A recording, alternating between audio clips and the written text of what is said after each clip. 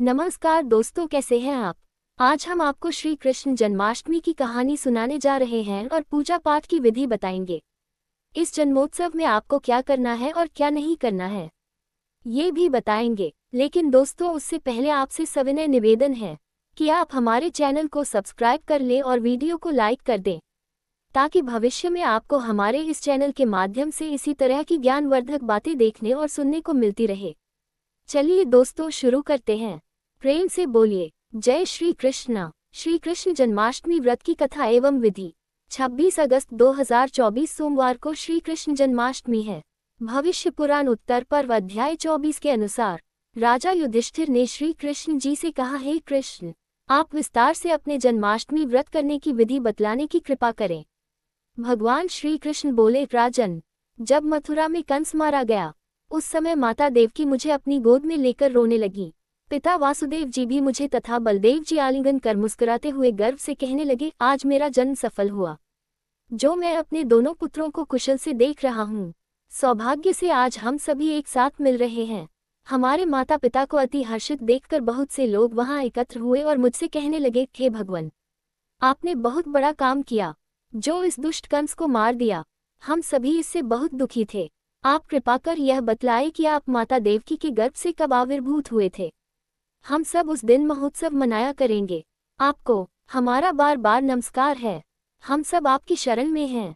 आप हम पर प्रसन्न हो, यही हमारी मनोकामना है। श्री कृष्ण बोले, पिता वासुदेव जी ने भी मुझसे कहा था कि अपना जन्मदिन इन्हें बता दो। तब मैंने मथुरा निवासी जनों को जन्माष्टमी व्रत का रहस्य बतलाया और कहा, हे नगर वासियों, आप लोग मेरे जन्मदिन को विश्व में जन्माष्टमी के नाम से प्रसारित करें। प्रत्येक धार्मिक व्यक्ति को जन्माष्टमी का व्रत अवश्य करना चाहिए।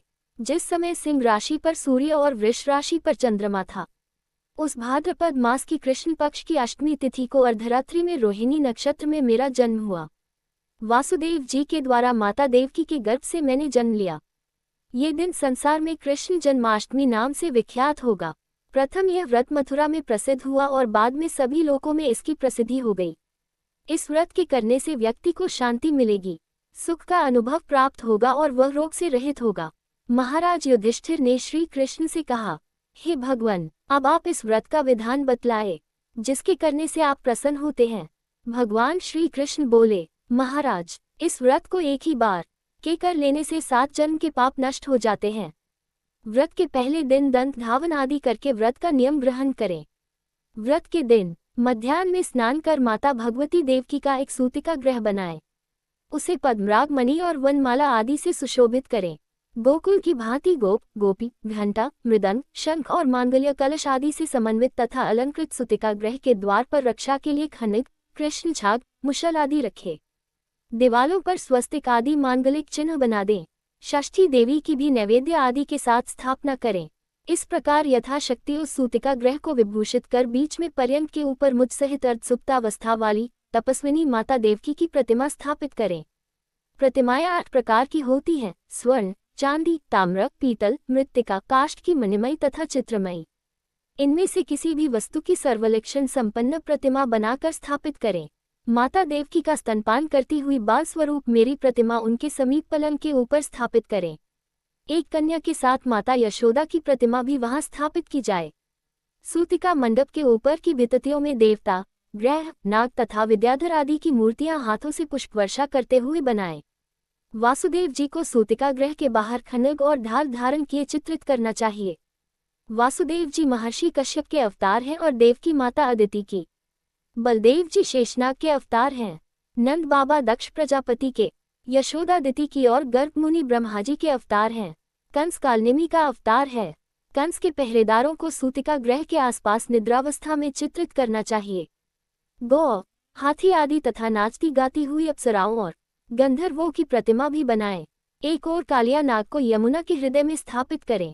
इस प्रकार अत्यंत रमणीय नव सूतिका ग्रह में देवी देवकी की स्थापन कर भक्ति से गंध, पुष्प, अक्षत, धूप, नारियल, दादिम, ककड़ी, बीज, गुड़, सुपारी, नारंगी तथा पनस आदि जो फल उस देश में उस समय प्राप्त हो, उन सब से पूजन कर माता देवकी की इस प्रकार प्रार्थना करे।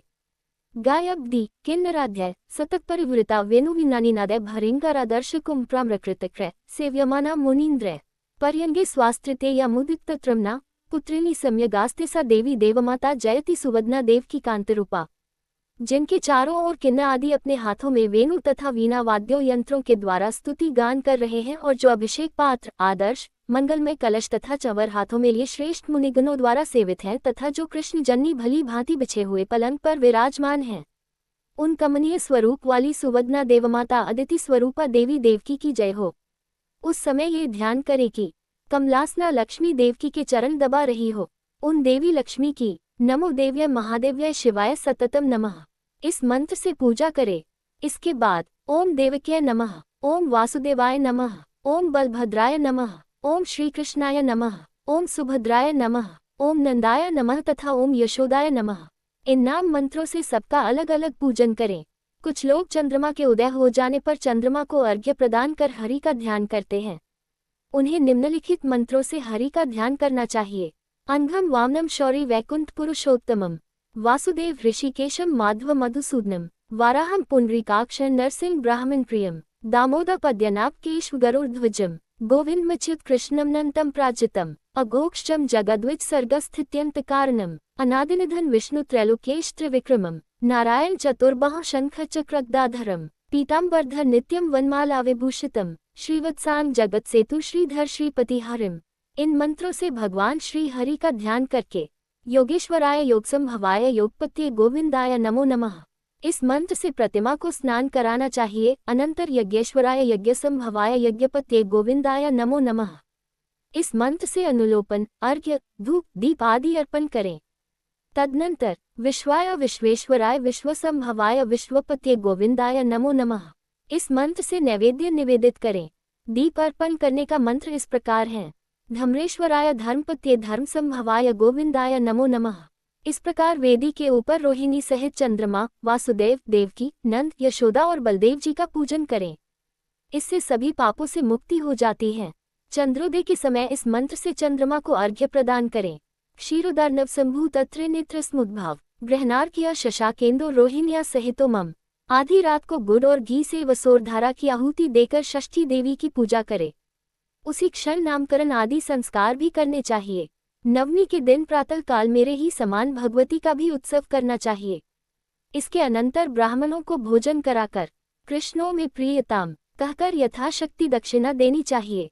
धर्मनंदन इस प्रकार जो मेरा भक्त पुरुष अथवा नारी देवी देवकी के इस महोत्सव को प्रतिवर्ष करता है, वह पुत्र, संतान, आरोग्य, धन धान्य, सद्गृह, दीर्घायुष्य और राज्य तथा सभी मनोरथों को प्राप्त करता है।